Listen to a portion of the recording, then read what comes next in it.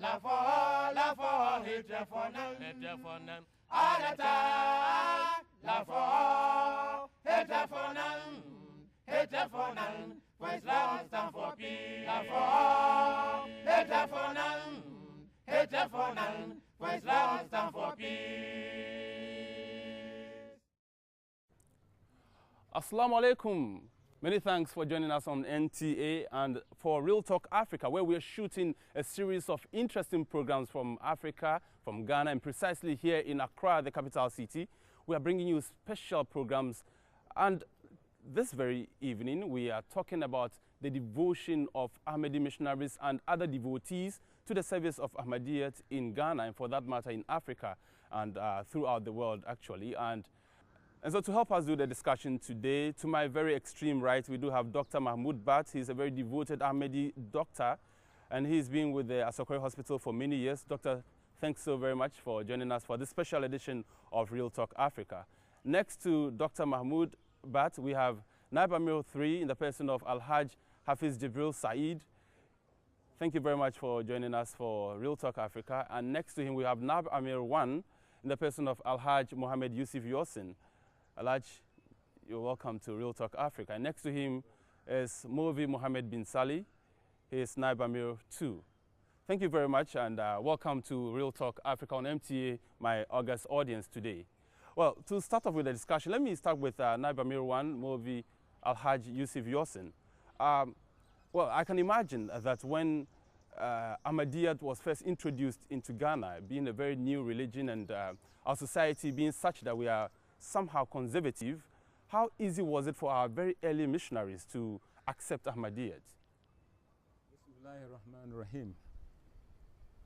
Well, when we go through the history of Ahmadiyyat in Ghana, we learn of the difficulties the early missionaries encountered when they landed here or they came to propagate the religion of Islam, and for that matter, the teachings of Islam Ahmadiyyat. You know, especially in the coast, Christianity had been so much entrenched, and their minds have been so much doctrinated on Christianity and are biased against Islam. So it wasn't easy for the early missionaries to make any penetration. But God being so kind, haven't given a dream to the one who dreamt about joining the Ahmadiyya community, and haven't enabled Chief Mahdi Apa to assemble his people with that zeal and enthusiasm to send for a missionary to guide them. They had Allah's guidance and help on their side. And so when the missionaries came and started their work, even though it was difficult, but with prayers, with dedication and devotion by those Muslims who called for their entry into the country, they were able to start making preaching exercises, and they had some good positive results. That is to say, those who were preached to, who were contacted, and then made to understand that this is the movement of the second coming of Jesus Christ, were astonished, and with this astonishment, they had the zeal to find out who that person is, and therefore they approached our missionaries, and they were able to, you know, and make understanding of the teachings of Ahmadiyyat. Can you briefly tell us who the personalities were? For instance, the first missionaries to have come with the message of Ahmadiyyat. Wow, yes, the first missionary to have landed on our coast was Al-Hajj Maulana Abdul Rahim Nayar. He was a companion of the Prophet Mirza alayhi salam, who was then in UK, or I understand was sent to the UK, and from there, when the contact was made for him to come to the Gold Coast, he came down through Sierra Leone, and from Sierra Leone, he came to Ghana, where he was received. He first pledged his mission at Ekrofo. That was where the community was. But then Ekrofo being, you know, a rural area, there was no means of communication, and Sobom being the district headquarters, the elders felt that it was appropriate that they establish the headquarters of the mission in Sorpon. Yes, sir, we'll get to those details later. And before I turn my attention to Naib too, let me just find out from you. Before these missionaries came, did they have any prior contact with Ghanaians, Gold Coasters for that matter? No, they didn't have. What happened was that one man by name Abdurrahim Pedro, a Nigerian national, was in Sorpon, was a trader. He had contact with some of our literature like the Review of Religions. So he told them that he has read a literature of a missionary community called Ahmadiyya Muslim Mission, that is based in India. But then they are a missionary organization. He has their contact number, so if they wish to get in touch, he can help them. This is how the elders got in touch with Ahmadiyyat. All right, so I'll turn my attention now to Naib Tumovi Mohammed bin Salih. And I know you were born at a time that Ahmadiyyat, in where you come from, the Upper West region of Ghana, there were a lot of persecutions against Ahmadis, and your dad was very instrumental. In fact, he led the crusade to send Ahmadiyya to that region. Can you tell us what you remember, or what people may have told you about the persecutions the early Muslims, early Ahmadi Muslims may have gone through at the time?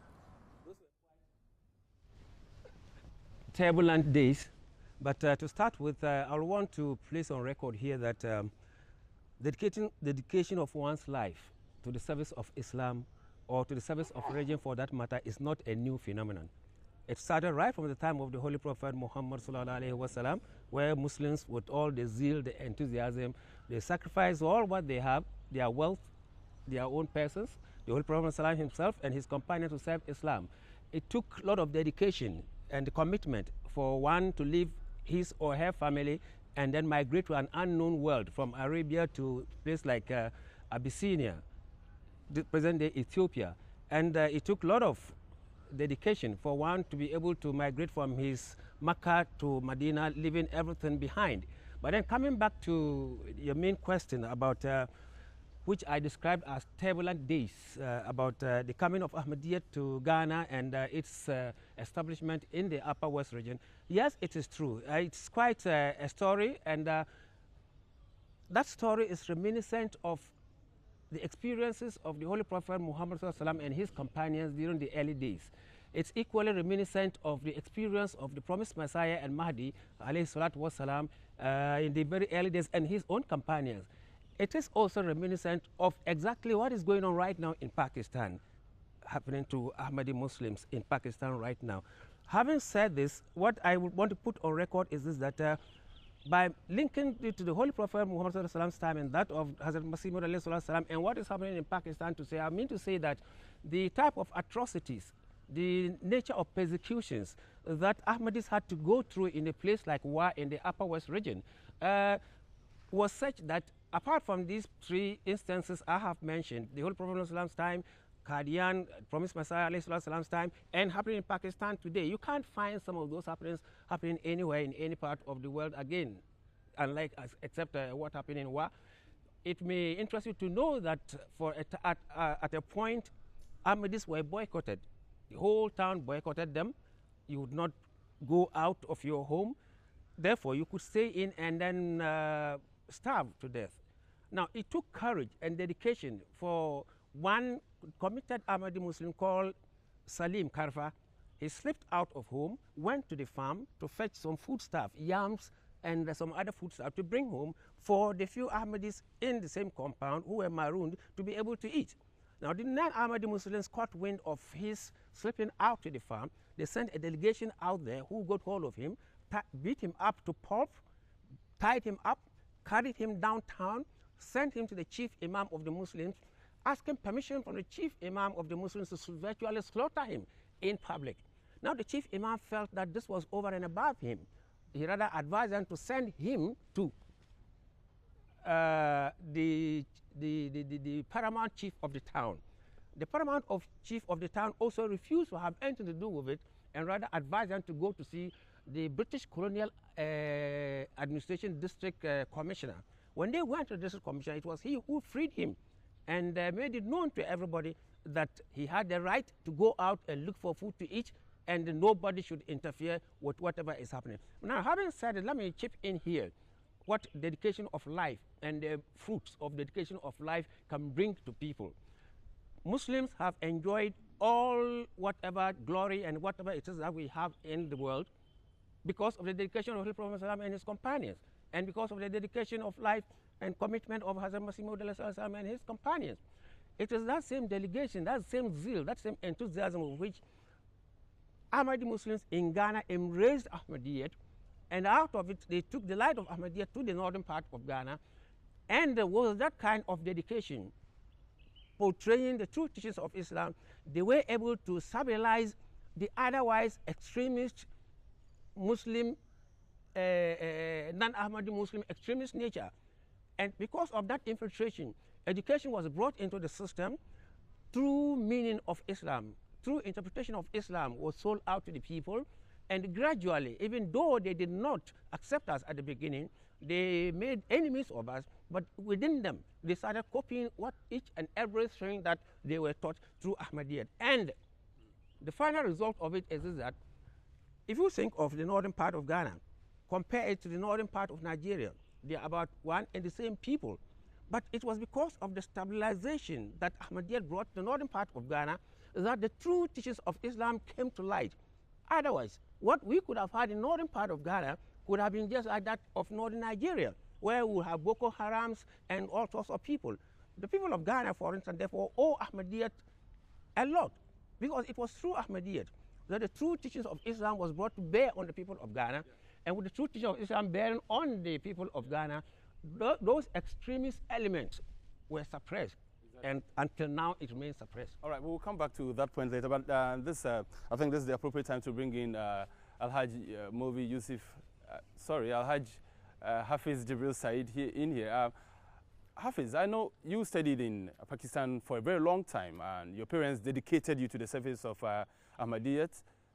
You studied in Pakistan. So Pakistan, vis-a-vis the situation in Ghana, let's talk about that, the persecution that persists in Pakistan.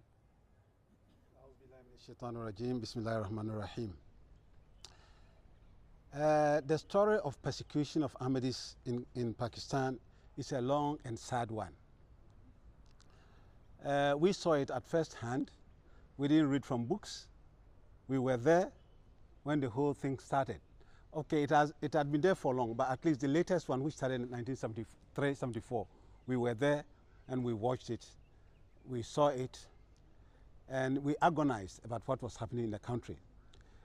For somebody from Ghana, you know, it looks very strange when you hear some of the stories, how people will kill just because they differ with you in some concepts or the interpretation of the Holy Quran. You know, here, because we have freedom of religion, you know, freedom of conscience, we cannot even believe that people will be so wicked, you know, to kill somebody just because you disagree with him in beliefs. You see, but in Pakistan, it happened. So, having lived in Ghana, where there's relative peace and relative freedom of religion, did you feel like coming back? Of course. Of course, but you know, one thing you must remember is that as a missionary who has devoted his life, it was not my choice to come to Ghana. You know, what is in my heart is a different thing. But when the Khalifa decided that I should come back to Ghana, I said, Alhamdulillah. If he had decided that I should stay in Chiniot, that's the hotbed of anti-Ahmadiyya activities, I would have stayed there. That is the meaning of dedication, you see. And even in Ghana, as you are aware, I stayed there for only a few years, about 3 years, and I was posted to those islands to go and spread Islam there. And that is dedication, because whatever you are told to do, you go ahead and do it. So the story in Pakistan, you see, I had the privilege of and the blessing of leading people in the Taraweeh prayers during the Ramadan as Hafiz. So I can mention a few places in Pakistan where I led prayers. And sadly, some of the people that I stayed with during the Ramadan, they were martyred in this anti-Ahmadi riots in Pakistan. There was one man, Said Saab, may Allah bless his soul, in a place called Gujranwala. They killed him martyred him in a very, you know, I can't describe it, you see. And when you look back, you think about those days, how they killed Ahmadis, they murdered Ahmadis in Gujranwala, in Faisalabad, in all those places. You just say that, well, the world is a difficult place. But exactly. So I think this is the right point for me to bring in our audience, because we do have a lot of young missionaries in here. Maybe you have a different opinion, or maybe you agree. We have missionaries in here who would want to add a word or two to what has been said so far. Anyone? Yes, Osofo. Yeah, to speak to the issue raised will be very, very difficult, because one might not have the benefit of living the life in Pakistan. Yeah. But back to Ghana and talking about dedication of life, one can say that when you talk about dedication of life, we are first talking about believing in a cause. And having believed in a cause, then it follows that one should be able to propagate that belief that he has in that cause. When one is unable to do that, then in effect he is living a cowardly life, because to believe in something and hiding it and not portraying it to the outside world means that you first don't even have to believe in it. So as Ahmadi and missionaries are that, we came to believe in the Mahdi alayhi salatu wassalam. And what he represented was that he discovered it through Islam. Allah chose him to be the Mahdi, for which reason he needed ambassadors. He needed people who will go out there and preach the true teachings of Islam. So as companions, as I may call ourselves, we believe in him and we went out there. Challenges, they were and they may be, but to feel or to get to the halawat al-iman, as I call it, the sweetness of faith, when one is able to overcome those challenges, it's then that he feels in his heart that indeed he has tasted the halawa, the sweetness of it. Time to go on and on, but I'm afraid we have to move on. And please hand it over to Ustaz. And Ustaz, I'll put a very direct question to you. You know, maybe you had the opportunity to become a banker. You could work elsewhere. Why did you choose to become a missionary?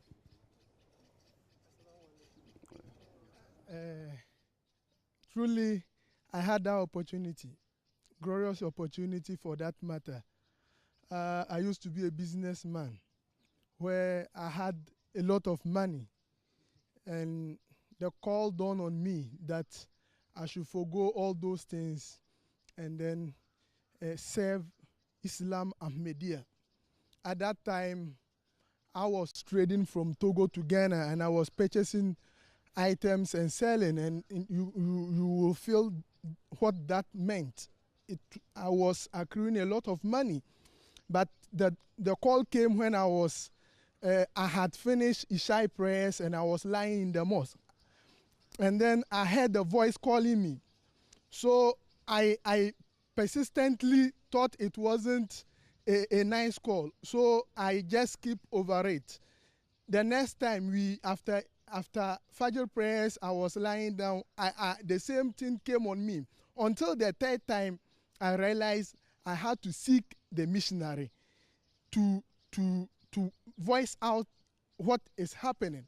I consulted the then missionary, and then he said, then go and write and bring so that we will forward it. It was a divine call. When I submitted my particulars to him, on that eve day to the submission of my particulars, his wife also delivered. So he left my letter at the mission house. Somebody who was a preacher was going to see Naiba Mitre. At that time, he was the acting missionary at the central region. So he found my letter at the wall of the mission house. He said, but this is Naiba Mil's letter, the acting missionary's letter. What is it lying there for? And that time, the missionaries were enrolled 3 years in succession. So if that time had passed, I wouldn't have had that opportunity again, because there was an age limit to that effect also. It was sent, and those who were to enroll has been shortlisted. So to the final decision. The final decision was that I was enrolled. Yes. But talking to what Movi was saying, that it's a comfort being a missionary in Ghana. Yeah. When I was first posted to the Afam Plains, island of the eastern region of Ghana, I happened to lead one Juma Salat, and the buildings there were all summer-hearted buildings. And I was leading Juma Salat when the house behind my house was caught fire. And from there, you could see that the fire was jumping to the next houses. And it was coming to my house. I was delivering sermon. Imagine how it was. And the emotion was too much. You could not have means of transport. There was not even motorbike nor bicycle. I had to walk, and once MP of the area met me on foot to say my Juma prayers at a village. And he said, "Who are you?" I said, "I'm a missionary." A missionary working for what? I said, "I'm going to lead my people in Salat." He said, at this modern Ghana, working to see your people, what kind of missionary? So in the nutshell, you are as comfortable as Doctor may perceive you to be. No. All right. So please, let's try and keep our answers as snappy as possible. Can we have another Ustaz, another missionary? Yes. But first of all, I would like to ask you a question. Yeah, and it is this: having become a missionary, has that changed your life in any way at all? Personally. I would say yes. Because casting my eyes back, some of those people I started life with, I will not say I'm far better off than them in terms of material world, but the knowledge I've acquired, if not being a missionary, I don't believe I would have had this opportunity to get this knowledge. That's number one. Two, things that people are yearning for, which to me does not help us. I'm not running after it, but they are running after it, which at the end of the day, they will not benefit from it. And back to the initial question, or what Dr. Saab said, to be comfortable, the Holy Prophet Muhammad said, Al-Gina Gina Nafs. Real richness is the comfort of the heart. So being comfortable here or there, I've not been in Pakistan before, and I've not been a missionary there before, but I cannot say this or that. But for me, having the freedom to go to any place and preach, do the work, or what I've devoted my life to do, I'm able to do it peacefully.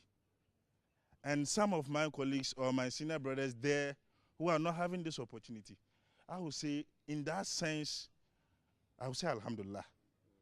But I don't know in which direction Dr. Saab is talking from. But I would say from that angle, I would say Alhamdulillah. All right. So, yes, so any member of the panel can answer this. Yes. I would want to come in here. Yeah. On this issue of it's better off being a missionary in Ghana than it is in Pakistan. He was saying that he hasn't got that experience of Pakistan. Yeah. I have had that experience. I've been there for 8 solid years. And I can comfortably say that it's neither here nor there. It's the life of a missionary in whichever part of the world that you find yourself.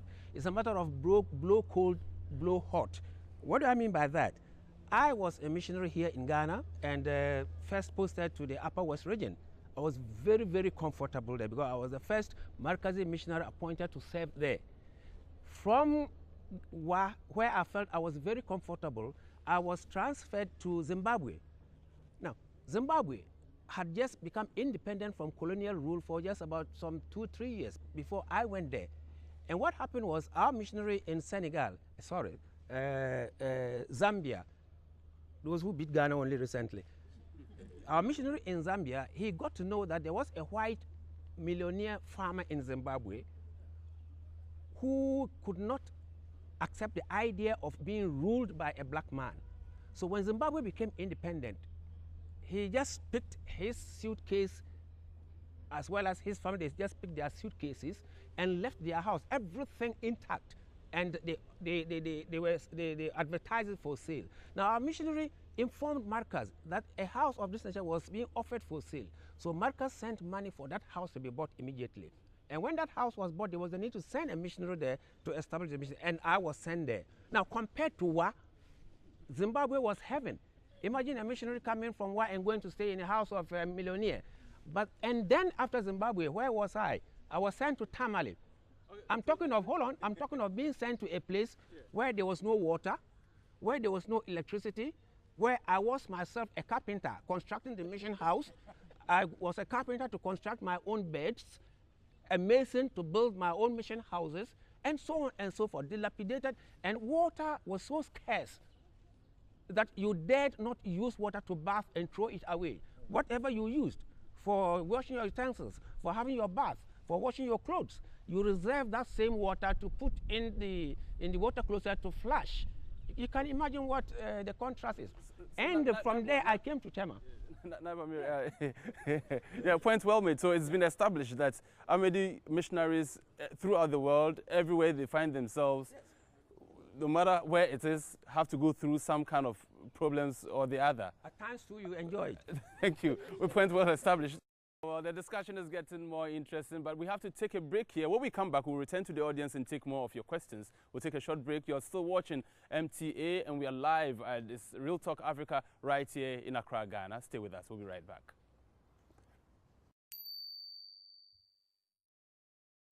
Another milestone in the history of MTA.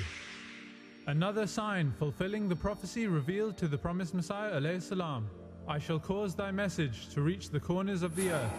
By the sheer grace of Allah, MTA's broadcast can now be seen on your mobile phone anytime, anywhere in the world.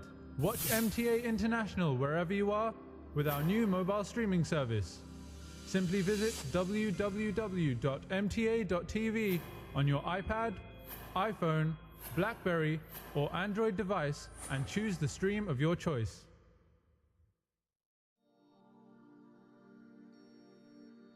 Visit MTA International's official YouTube channel to catch up on past episodes of your favorite programs. If you want another chance to watch Hazrat Khalifatul Masih's Friday sermons, MTA International's special programs and documentaries, or our wide selection of nazms, simply visit www.youtube.com/MTAonline1. MTA International's official YouTube channel, delivering our unique content direct to the world.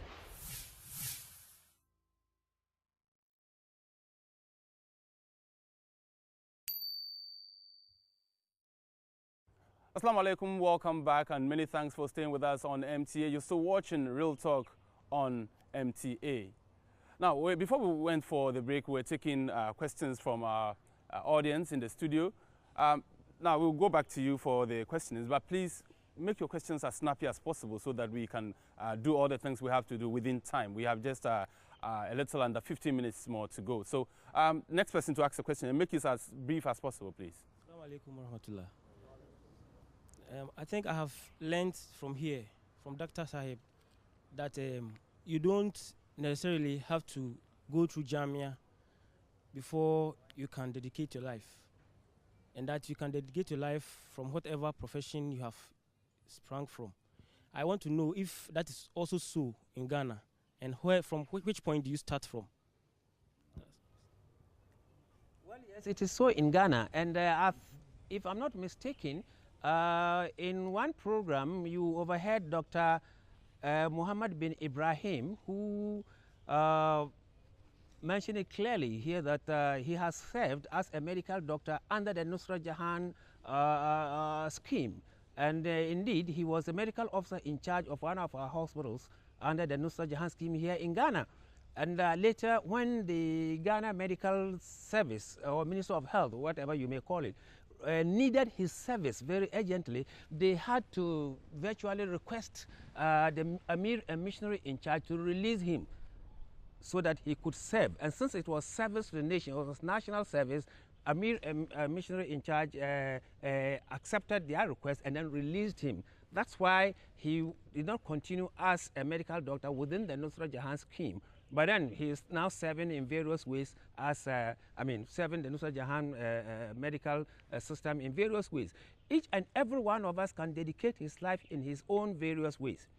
There are dedication, maybe you come to think of it in terms of the permanent dedication alone. We also have temporal dedication.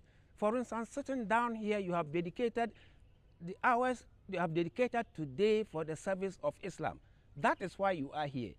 Each and every one of you here has dedicated that period of his life. It's a temporal dedication. There are times when some among you are people who are carpenters, and there is a masjid building program going on somewhere, some part of the country. Then you see yourself as a carpenter, and you think you can be of service to the Jama'at. Then you get in touch with the Tabligh Secretariat, Hafiz Sahib is here in charge, and then dedicate that period of your life to work for the Jama'at. It will come to a time when the Jama'at, for instance, have secondary schools, we have teacher training colleges, we have these hospitals. Sooner than later, the Jama'at will establish many other things, and there a lot of people will be required. For instance, we sit down here, you see Dr. Mahmoud Bhatt. He's come all the way from India to serve me and you and our people. Then the question arises, what of you and me? If he has left his country where they are not self-sufficient in medical service and yet dedicate his life to come to serve us, what of you? What of me? Those of us in medical colleges, how many of us are prepared to do away with materialism, not to think of the lucrative part of our lives, and dedicate ourselves to the service of the Nusrat Jahan scheme, so that you could also be of help. You could be serving humanity in that capacity. So each and every Ahmadi Muslim, in whatever capacity you find yourself, can dedicate your life to the service of Islam. It is for you to dedicate your life. Present yourself to Khalifatul Masih, Ayyadahullah Ta'ala bin Nasr al-Aziz, and tell him, my master, I've dedicated my life. He will tell you what to do with your life, with the life that you have dedicated in the service of Ahmadiyyat, the true Islam. So yes, everybody can dedicate his life. Yes, we'll take a question from, oh well, before we come back. My direct question. In Quran, God used to address his servants, for all the mankind, say, oh, you mankind, I mean, he addressing all the nation. Sometimes he used to address a group of people. So, oh, you who believers. Sometimes he used to address individuals. As he said in Quran, he said, is Allah not sufficient for his servants at the time of the Prophet Muhammad sallallahu alaihi wasallam? Now here also he'll be saying, or there's another saying, that I will give a large part of Islam. This is related to which people? Thank you. Related to which people? I will give a large part of Islam. It was said to who? This was a revelation Yes. to the promised Messiah alayhi salatu wasalam, Hazrat Mirza Ghulam Ahmad of Qadian, that Allah had promised him and inspired him that the duty he has given him, the cause he has given him, the mission that he has asked him to come and establish is so dear to him that he will ensure that people, as we said before, who are religiously inclined, who have that inclination to go to their Creator, will be guided so that they come in numbers to accept him as a reformer of theirs. So this was a revelation to the promised Messiah alayhi salatu wasalam, that I shall give you a large party of Islam. And lo and behold, even taking the instance here in Ghana, when we go for tabligh in the northern parts of the country, people come in their numbers. Hafiz will testify to that. A chief, when he is convinced of the veracity of Islam, Ahmadiyyat, and the truth of Prophet Islam, says, I have accepted Ahmadiyyat and I'm coming in mass with all my followers, who sometimes number in 1,000 or even beyond that.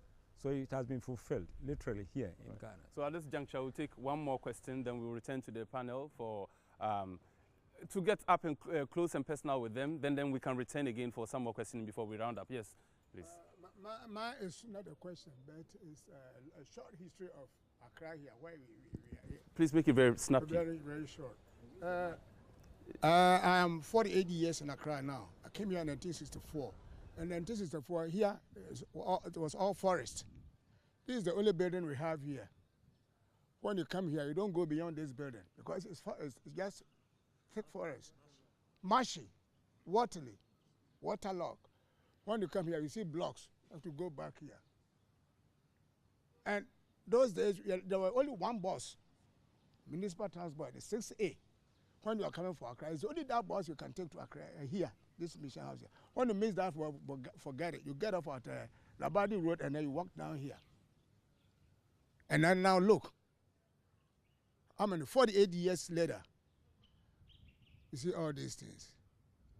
So it's a blessing for Ahmadiyya. But you have to be. And obviously, this wasn't put up in one day. It took dedication. It took service from Ahmadis. From the Ahmadis. Yeah. Exactly. So Ahmadiyya, God has blessed us. But we have to be disciplined and follow the rules of Ahmadiyya. Okay, so we'll return to our panel, and these are our leaders here in Ghana, Ahmadi leaders here in Ghana. But we'd like to find out from them how they became missionaries. And I'll start with Nabamir too. How did you become a missionary? It's a long story that can be very short, but emotional somehow too. My father, Al-Hajj Saleh Mumin of blessed memory, accepted Ahmadiyyat somewhere in 1931. And down south in Adansi district. After accepting Ahmadiyyat, since he was a scholar, he felt there was the urgent need for him to disseminate the message of Ahmadiyyat to his tribesmen. So he therefore tried going back to Wa. Amidst persecutions, he finally got hold his foot in Wa and then stayed. Somewhere around 1947, he decided to go to Mecca on pilgrimage. Prior to his departure for Mecca, he married my mother. A few weeks, in fact, running into 2 or 3 months thereafter, after marrying my mother, and for your information, my mother belonged to a very staunch non-Ahmadi family, a staunch non-Ahmadi family that was up in arms against Ahmadiyyat. They declared Ahmadis kafirs, and my father as a kafir, God forbid. My grandfather, my mother's father for that matter, however, had a soft corner for my father. And when my father requested him permission to marry my mother, he easily accepted it without informing his junior brothers. After marrying my mother, my father decided to go on Hajj together with 6 other Ahmadis from Wa. They left for Accra to prepare here to get their passports and other travel documents to proceed. At that time, they used to go on Mecca by traveling on vehicles, rickety vehicles, from country to country, from city to city, until you get to Sudan, then you get to Port Sudan, and cross by boat to the Hejaz, and to go to Mecca to perform Hajj. When my father was about ready to leave with the Ghanaian delegation for Hajj, a message came from his brothers from Wa telling him that, no, you just married this lady a few months ago. How do you leave such a lady behind and proceed on such a tedious journey? And we don't even know whether you come back or you will not come back. So you stay back. We bring down your wife to you. We'll bring in the extra expenses also involved. We'll buy the ticket and everything, and then please take her along with you on the pilgrimage. So when my mother was brought down to Accra, the Ghanaian delegation had already left, and it was left with my father and his other 6 companions only. But whatever the case, they tried to get my mother's passport and other travel documents, and they also set off. When they got to Sudan and got to Port Sudan, the last boat, which was to carry pilgrims across to Saudi, had left and was not to come again until the Hajj was over. This meant that they could not perform Hajj that year. They had to stay after the Hajj. They crossed over to Saudi Arabia and into Mecca, and in the course of time, in the course of their stay there, they performed the Hajj. That meant a full year to be spent there again. And after performing the Hajj, they decided to, well, and in the course of all this go and come, your humble servant, Muhammad bin Salih, was born. And when I was born, then my father gave me the name Muhammad. He gave me the name Nur Muhammad, and he dedicated my life to the service of Islam there and then. The returned home. Just on a light note, are you Al-Hajj? I am not an Al-Hajj because I did not, on my own, consciously perform pilgrimage. though I was born in Mecca, that does not necessarily make me an Hajj because I have not consciously performed the pilgrimage. But however, going with my story, after performing the pilgrimage, they came back home and got back to work when I was just about 6 months old. When they got home, it was then that the brothers of my grandfather, my mother's father, they caught wind of the fact that they were back. And the fact that, according to them, my grandfather smuggled my mother to my father and he smuggled him out to Makkah. Now that they are aware, they came in full force and they snatched my mother away when I was just 6 months old. Then my father said, okay, you can take your daughter, but my son, I will not give him to you. I've given him the name Muhammad and I've dedicated him his life to serve Islam. Then 10 years into my life, my father passed away. When my father died and I was okay in school, anytime I tried to go to secondary school, my uncle said, no, don't go. Why? He said, wait. I was not disobedient. I listened to them. It continued until Maulana Mubarak Ahmad Sahib, who was Wakil Tafsir at that time, he came to Ghana, and following the heels of his coming, the missionary training college at Solpon was open. Then my uncles called me and they said, Muhammad, the secondary school, the college you have been earning to go has now been opened. It is at Solpon, so go. Your father said you had to become a missionary. You are therefore to attend the missionary training college and become a missionary. That's how I went to the missionary training college. So and luckily enough. At the time? Yeah. What was going through your mind? Did you really want to go to secular secondary school? Nothing really went through my mind because I was torn between too many things. For your good information, I became a member of a youth wing of a political party of Kwame Nkrumah known as the Ghana Young Pioneer Movement. And Kwame Nkrumah liked me so much that he wanted to send me to Russia. But all those things didn't mean anything to me because my uncle told me that I should be patient and wait. And simply because they told me to be patient and wait, I waited. I didn't know why I waited anyway. And when they told me to go to the mission training college to train to be a missionary, I really didn't know what it meant by being a missionary. But I went. Luckily for me, at the end of the day, it was agreed that the top two and the final exam will be sent to Pakistan to continue their studies. God being so good, I topped the class. And I found my way into Pakistan in 1978, December. Admitted to the Jama'at, 1969, so 69 December. I went to Pakistan and continued study there for 8 years and returned in 1978 and have since been a missionary. That's how I became a missionary. Today, here you are. Yes. Well, let me turn my attention to Naib 1. Were you born an Ahmadi missionary? Sorry, an Ahmadi in the first place? No, I wasn't born a Muslim even. I was a Christian, a Catholic for that matter, who was baptized and Christian Peter Jawson. Yes. Well, at the age of 16, I was attracted to the public preaching of preachers at Kajetia in Kumasi. So I used to attend the Catholic church at Bimpe Hill, the cathedral. So after the church service, I'll go down to Kajetia, listen to the discourses, preaching of the preachers, take notes, and I had about 3, notebooks full of quotation. Whenever I compared to the writings of the Bible that I had, it was the same. So I was convinced of the truthfulness of Islam and Ahmadiyyat, and I accepted to become a Muslim, an Ahmadi. I started learning the Yasan al-Quran. That was in 1961, when we had Maulana Abdul Malik Khan as the regional missionary for Ashanti region. Well, he announced on one occasion during the, I think, the birth of Muslim Maud Day, that they intend setting up a school to teach the youth, to educate themselves as missionaries for the Jama'at. So I was enthused to dedicate myself to become a missionary. I put in an application. Unfortunately, I didn't hear any response. And the only thing I heard was that they said there's going to be a regional conference of Ashanti region at Techiman, and there the selection will take place. I didn't have the means, so I couldn't go. Then I got the next information that they are going to make the selection.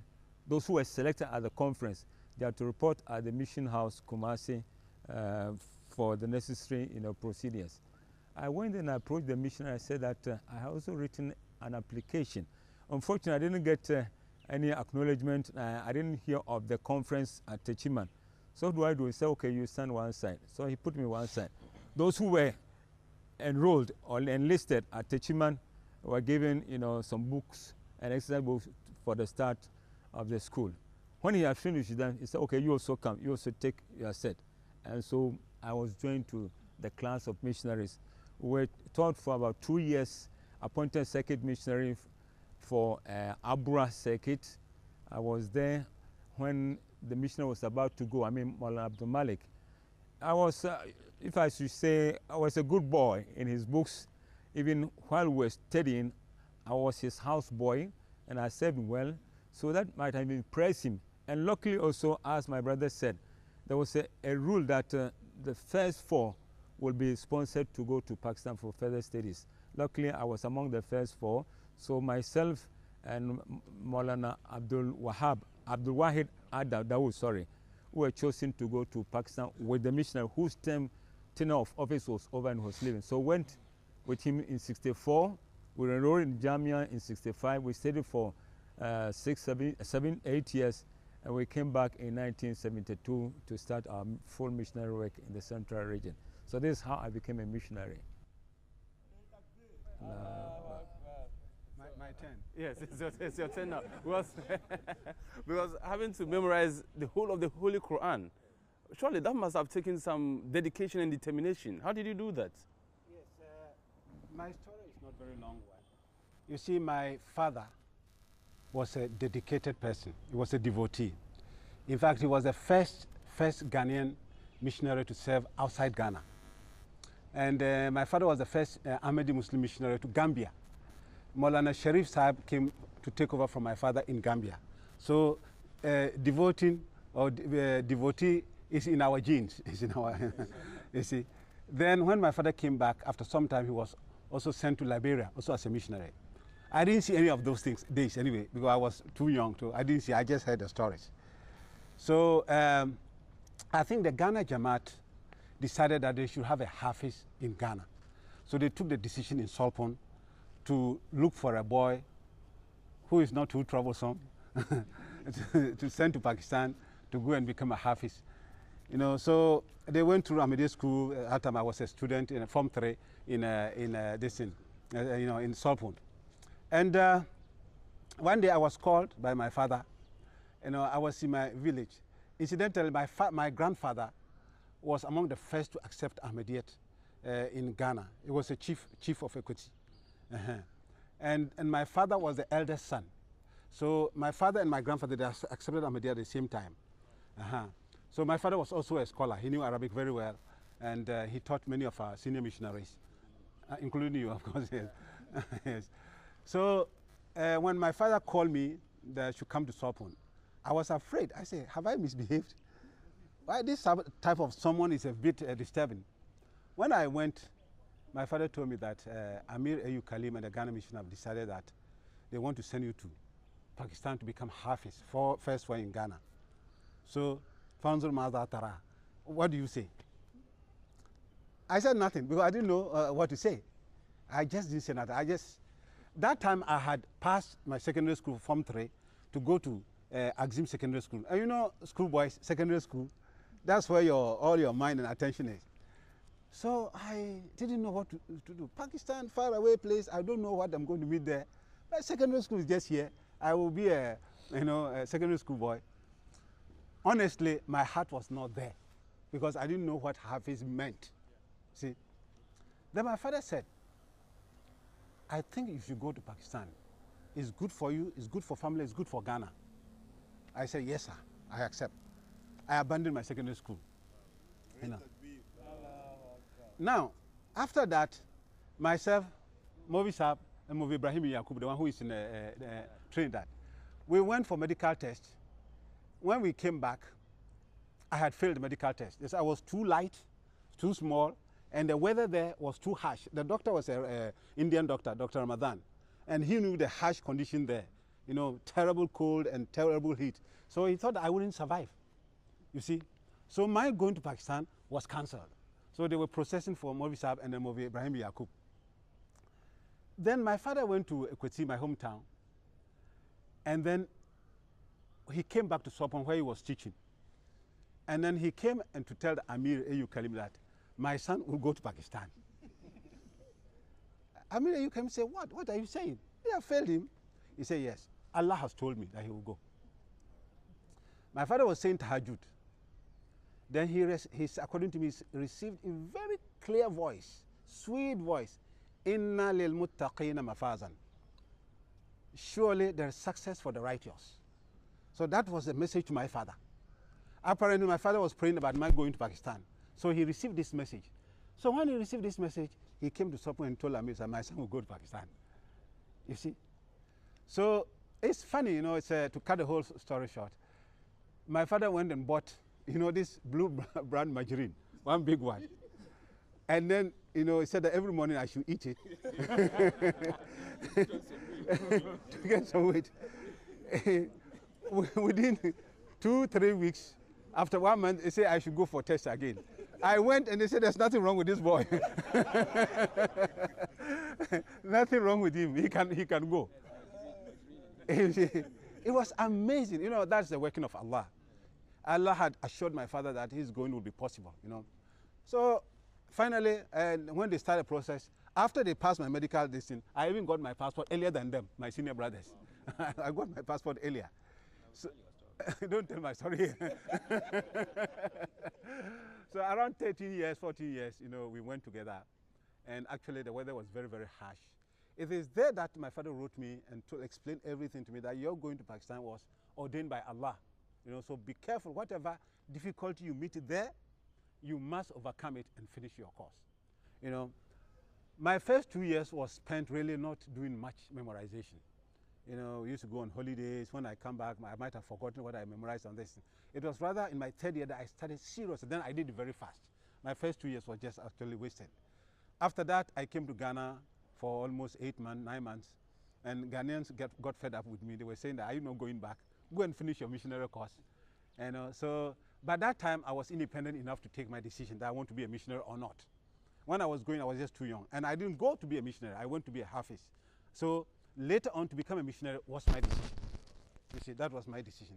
So I decided that this is the path that my father took. He was the first Ghanaian missionary sent outside to Gambia and Liberia. And I wanted to be part of it. You see, and it was in our genes, as I said, in our blood already.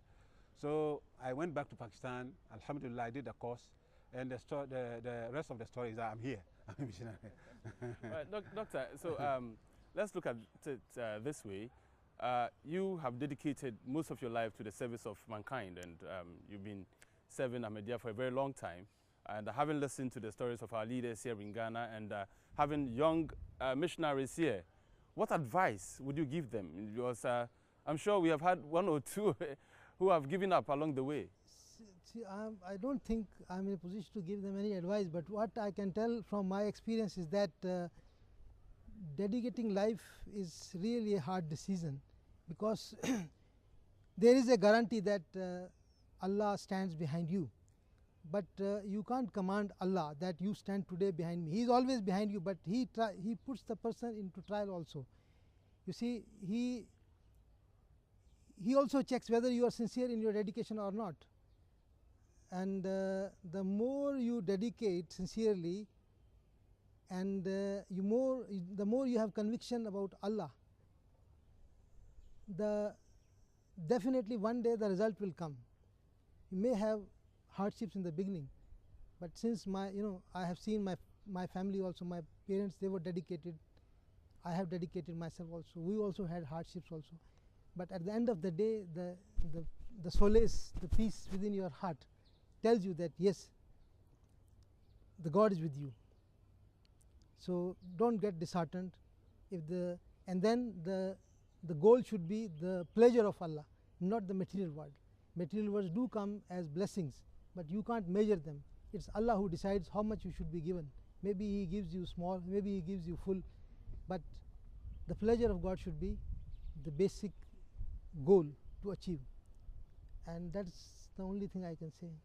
Okay. That we have just 3 minutes more, so let's make it snappy because we have to hear doctor's advice also. Already we have talked a lot, and I don't want to prolong it. The little that I will add to what my brother, senior colleagues here have said is that I want everybody here to remember that when we talk about devotion, your mind should not jump to missionaries. As if when they talk about work for Zindagi, devoting life, it's only missionaries. It is not like that at all. It is not like that in India, it is not like that in Pakistan. There are so many people who are not professional missionaries, but they have also dedicated their lives, their work for Zindagi. So many of them. Remember Hazrat Khalifat Masih Khamis, Ayadahullah Ta'ala bin Nasr Aziz, our present Khalifa. He came to Ghana as a devotee. He was not a professional missionary in the sense that you and I are. He was not. But see how Allah has elevated him to the position of Khilafat. You see? So nobody's mind should jump that when they say devotee, it's only missionaries. Anybody can devote his life, or her life, even women too. All you have to do is that present yourself to the Khalifa, that I've done this, or this is my qualification. I want to serve Islam for the rest of my life, or part of my life. He mentioned about Waqf Arzi. You see, please, all of you here, you should know that the work we are doing in Ghana is so huge. Only the missionaries cannot do it. We convert so many people, but when somebody signs a bayat, becomes Ahmadi, that is only the first step. Don't think that, some of you think that the people have become Ahmadis and they are not praying like us. They are not. It is after they have signed the bayat that they take the step into Ahmadiyya. That is, you and I have to educate them and assimilate them into the Jama'at, Nizami Jama'at system. Some people have been praying a certain way for about 60 years, 70 years, old men, they're not Ahmadis. To make them disciplined like us, like Ahmadis, is not an easy job. And it is not for the few missionaries to do it. So what I want you to do, please, all of you should have some time. You know, maybe devote about 1 month, 2 weeks, every year, or maybe in 2 years, or whatever you can do, to go and stay there out there, the new converts, stay with them, and teach them, assimilate them into the system. And you yourself, you enjoy it. You enjoy it. You feel inside you that you have done something in the service of Islam. Even if you cannot devote your whole life, the 2 months or the 3 months that you spend, you know, you'll be so pleased with that you are doing something. So please take this message, yourself as well as others who are not here, that we want people to come in to help us assimilate the new converts. May Allah bless all of us. Dr. Bat, I'll give you the very last words. Briefly, please. Prophet Messiah says that his main function to come to this world was to unite mankind with the God. And in my view, the practical aspect of uniting with God is dedicating yourself, because you dedicate for Allah. And then the Khilafat is just a link, or is a via media. But you unite with the God, you commission yourself with the service to God. And that serves your pledge with Prophet Messiah when you take a bayat, that Prophet Messiah came to unite man with God, and you practically are doing it. So that should be the guiding principle, and that should give you the satisfaction that my dedication is not for any material gains. My dedication is to unite with God, and every day that experience should tell you whether, or tell us whether our union with God is strong or is becoming more and more stronger, or we are going nearer to God or not. And that should be the a touchstone also to test whether our dedication is true or not. What can I say? Alhamdulillah, I have been informed, I've been educated, and to some extent, I have even been entertained, and I hope you have too. Thanks so much to everyone who made it to the studios, and to our panelists. Thanks so much for educating us so much. And to you out there, we wouldn't be here if you were not out there watching us. Remember to keep watching MTA, and you can visit our website at www.mta.tv. Thanks very much for watching Real Talk Africa, which came to you right here in Accra, Ghana. And we do hope that you will join us as we bring to you a series of other programs we do have for you. Don't go away. Keep watching MTA. La ilaha illallah, la ilaha illallah, la ilaha illallah, Muhammadur Rasulullah. Nyami bieni ho illallah, jese Allah illallah. Nyami bieni ho illallah, jese Allah illallah. Nyami bieni ho illallah.